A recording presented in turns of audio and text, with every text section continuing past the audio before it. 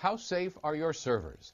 At a time when Homeland Security dominates the headlines and more information than ever before resides on campus computers, what's on the line when hackers gain access to college and university databases? It's a critical, high-stakes challenge: cybersecurity in higher education.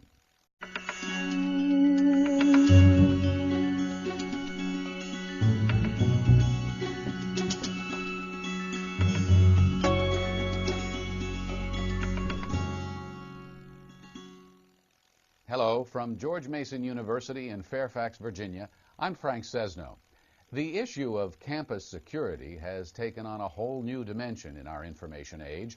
Right here at Mason in December '04, someone apparently hacked into a server containing 30,000 names, social security numbers, and ID codes. At San Diego State University, it was the records of 200,000 people. At the University of Kansas, the compromised data dealt with 1,400 international students. Information tailor-made for anyone out to make fake passports. At Purdue, hackers allegedly downloaded passwords that could have been used to get all sorts of personal data. From student records to credit card numbers, from highly sensitive research to war games and matters of national security, university databases contain vast amounts of information and are tempting targets for mischievous hackers, organized crime, terrorists. What's the state of cybersecurity on campus? What needs to be done? What's the exposure and the liability of higher education?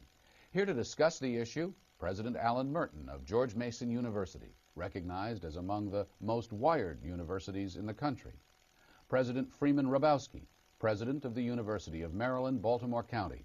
Among the initiatives of UMBC, technology commercialization and connections with the private sector. Also from UMBC, Jack Suess, Chief Information Officer there, who oversees the Office of Information Technology. And Dr. Joy Hughes, Vice President for Information Technology and Chief Information Officer here at Mason. And we should tell you that Jack and Joy are co-chairs of the EDUCAUSE Internet 2 Security Task Force. President Hrabowski, yes. You've been hacked? Oh, well, actually, we've been hacked, but not in a serious way. We had a problem that was a little different. We had a configuration mistake made by a systems administrator, and we had 9,000 plus social security numbers that were accessible through the internet. And it was amazing. What happened was there was an archive that had a number of emails, and these emails had a couple of social security numbers on them. And fortunately, one of our students who was trying to get into Google using his social security number actually found out that this was the problem, got in contact with our IT people, and we were able to handle the problem. So it's not just deliberate hacking, but it's also accidental exposure. Human error. All right, so not long ago you got a call that was not a call you'd prefer to get. Definitely not a call I'd prefer to get. Right? No Nobel Prize winning call. All right. And you were told? I was told that someone got into one of our servers, and we found the fact that there was traces that they had left behind. The biggest question is, what did they do when they got there, and what did they do with anything that they might have gotten out of that server? And the answer to those questions? Well, we're still investigating that. We're trying to find out exactly what happened. We brought in a group of people, both from our staff and from outside, to really do forensics, to say what occurred, who might have made it happen. Immediately we had to deal with law enforcement. Immediately had to deal with agencies that we in university just as soon not have to worry about. But it's real. Right. What happened? It created a great anxiety on the part of students, their parents, alumni, as President Hrabowski said. Our research granting agencies started calling up. Even though they had read in the paper that it was student ID information, they made a connection that possibly their research data was at stake. And so I fielded a lot of calls from agencies that provide research grants to us, and I had to justify to them and prove to them that their data was not at stake. So that's not a situation that any university ever wants to be in. As president of this university then, after this incident took place, who did you convene, what did you tell them, and what did you do about it? Well, the first thing we did is we decided that we had to go public. We had to let people in our community whose information might have been compromised, we had to make them aware of it. We had to make them aware of it even though we weren't sure that anything that happened. And that was really the toughest decision to make, because it's almost like saying to people, you got to be worried about something and in a sense create a little bit of fear in itself. So one, we had to make that decision. It worked. It worked. created some fear. But the decision we made is that some people said, oh, you didn't have to. You could have waited till you found that something went wrong. And I refused to do that. We had to let people know. You think so? That's lesson one? That's lesson one, is if you think something's gone wrong, you'd rather be overly cautious than not cautious enough and then have to deal with the aftermath of it all. So first thing is you went public. Right. Second thing, really, Joy's group, just from a technology point of view, trying to protect what had happened. So in a sense, it's almost like protect the evidence so that we can bring people in and find out what might have happened. So part of it is very technology oriented. Third, you look at some issues associated with the senior staff and say, okay, how are we going to deal with this? What kind of issues that has this brought? What allowed this to happen? What policies, procedures, and practices that we may have thought have worked, that they didn't work? We had to change the whole nature of awareness. And reaching out to law enforcement, who was talking to whom, and who from law enforcement was involved? Was this local, the feds, Homeland Security? Local law enforcement. We have our campus security. A detective was assigned to be in charge of the case. The FBI is involved. The Fairfax County Cyber Fraud Division is involved, plus a private forensics company. They all work together on this and meet with me almost every day to talk about how far they've gotten with determining who did this. One issue that is very much related to the openness and the peculiar culture of the university is that we discovered after this incident that we had to move beyond the culture. For example, we had a privacy policy that was working its way through all the groups that one would take a privacy policy to, including you as faculty member and the deeds and the students, etc. We had to say, oops, move on this. Frankly, for most of us, this is mystery stuff. This is magical. You punch the button and up comes the information. How you build that architecture, and frankly, how you pay for it, because what I heard you say a moment ago, Jack, by changing the way you work, there's a price tag associated with that, and that's money that's not going to get to be spent elsewhere. Yeah, we were lucky at UMBC in that because we were having a significant building boom, we took some capital funds that were associated with bringing new buildings online, and we were able to use that money to really think about how do we do this right. Significant amounts of money? Significant amounts of money. Millions and millions. Millions of dollars. Right, right. It's not $100,000 projects. No. Is that a difficult thing to explain to a president, to explain to an administration? Since your boss is sitting right here. Well, it's not difficult to explain to Alan because he is a computer scientist. Nicely done. Right. It's somewhat more difficult to explain to the budget group because the budget group has so many competing demands, including more English teachers, better classrooms for the faculty to teach in. I mean, they have very important core mission demands on their budget resources. But let me tell you what an incident does. An incident focuses your attention. And so when you asked Alan, who did you call first? Well, after I talked to law enforcement, I called the budget group. Yeah. Right? Really? And the budget group saluted and said, okay, because the stakes are so high when you have an incident. What do you think that incident will end up costing you?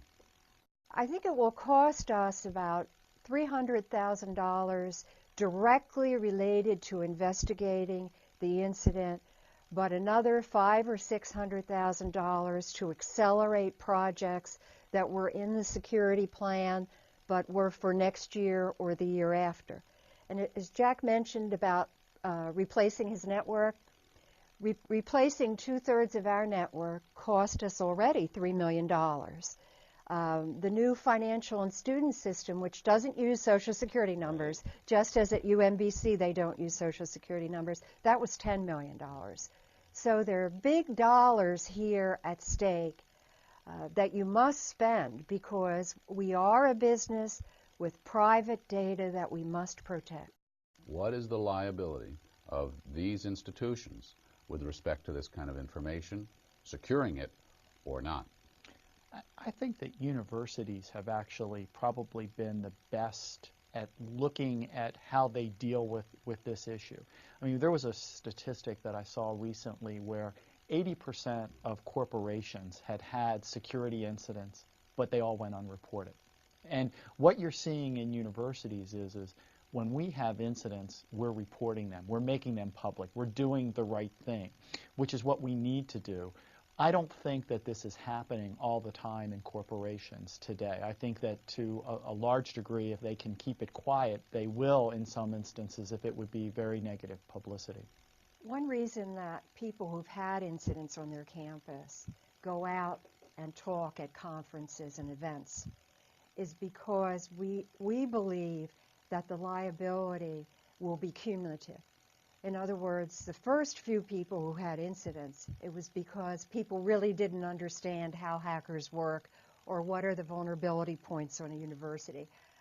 But after you hear about school after school after school, I'm thinking 2 years from now, if a university has an incident, there almost be no excuse for it. Because And then you will get beat up in the public. Yes, because we will have talked to people about how you have to change the culture, about how you have to redo your network, about how you have to look at departmental servers that have old files on them with credit card numbers that they don't even know they have. So the reasonable person standard may then be applied. Let's get practical here for just a moment. Sure. What are some of the things that you are doing ongoing, Right. either independently or as a result of experience, that will make your databases and your systems more secure? It's very important to have ongoing training on the challenges others have faced, best practices that need to be implemented, and making sure people know what should. I'd say no, is we tell some departments, you cannot store this information anymore. This information, I mean, we're going down and saying, here's some information that the only place that can be stored are on the most secure machines that Joy controls. Right. And our new policy says you cannot store sensitive information, including research information, unless you have been authorized to do so. And part of that authorization process is an analysis of how they intend to keep that machine secure. Let's spin this forward a little bit then. If we've got a scorecard, if we're looking for benchmarks of progress over the next 12 to 24 months, let's say, what is happening, what has happened on your campus and on other campuses to really move this process forward? I think Freeman touched on it before. It's more maybe a question of education plus attention, and that is, if you see that every time the presidents and the deans and the vice presidents are getting together, that this is part of the agenda, then we're making progress. That we move it from being Joy's problem to being my problem, from it being Joy's problem to being my problem and the vice presidents and the dean's problems. I think that's a big step. I think that every president should be able to ask their CIO, what are my risks? Where do I have risks that you know of? And what are those risks in a quantifiable way? And so I think that as you see risk assessment being done regularly and effectively in higher education, that's going to be what starts to help us get out of this problem. Right. And when the board requires an annual report on our risks, what our plans are for addressing those risks, I'll feel we have made tremendous progress. That sounds like a recommendation. Yes, it is. I want the entire President's Leadership Group to be able to know what questions should be raised regularly. I'm always saying it's not just the President, it's all the people around the President who will make the decisions, because everybody reports to somebody who is, quite frankly, on that group. And so if we can have all of them understanding enough to know what questions to ask, with enough sophistication to know when they're being given serious answers, reasonable answers, we've made the progress necessary. President Hrabowski, President Merten, Joy Hughes, Jack Suess, thanks to you all very much, an illuminating and very important conversation. The issue of cybersecurity on campus, as we've heard, is complex and difficult, but failing to get it right will be costly in terms of impact, reputation, and dollars. So we hope this discussion has helped you frame some of the issues. And we want to thank EDUCAUSE for its help with this video, for bringing it to you today. EDUCAUSE is a nonprofit association of some 1,900 colleges, universities, and educational organizations whose mission is to advance higher education by promoting the intelligent and safe use of information technology. We encourage you to explore the topic of cybersecurity further with your faculty, staff, and boards.